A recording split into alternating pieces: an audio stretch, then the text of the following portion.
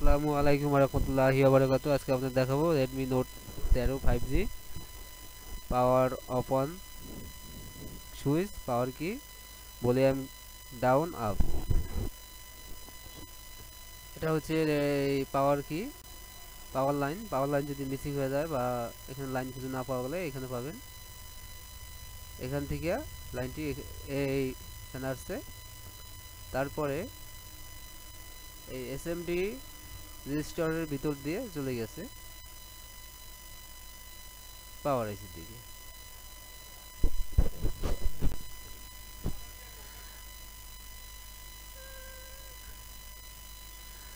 তারপর volume up, volume up বিকল্প line এসেছে এখানে, এই যে দেওয়া আছে।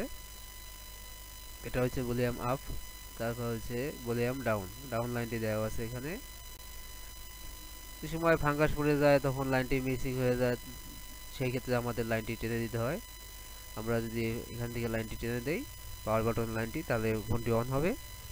তারপর আমরা যদি ভলিউম ডাউন বাটনটি এখান থেকে টেনে দেই, অন হবে, ভলিউম ডাউন হবে। তারপর আমরা যদি এখান থেকে এখানে লাইনটি টেনে দেই, তাহলে ভলিউম আপ হবে। এই প্রিন্টটা অনেক কখনো নষ্ট হয়ে যায়, এখানে লাইন মিসিং হয়ে যায়, তখন আমরা এখান থেকে লাইনটি বিকল্প লাইন হিসাবে খুঁজে বের করতে পারি। তারপর যদি এখানেও লাইন খুঁজে বের করতে না পারি, এখানে লাইন মিসিং থাকে, তাহলে আমরা চলে যাবো এখানে, এখানে পাবো লাইনটি, এখানে পাবো। তারপর ভলিউম ডাউন বাটনটি পাবো এখানে, ভলিউম আপ বাটনটি পাবো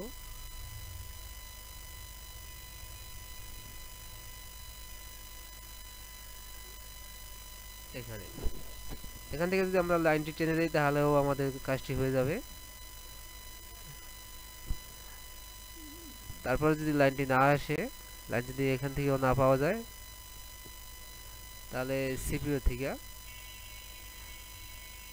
ভলিউম ডাউন,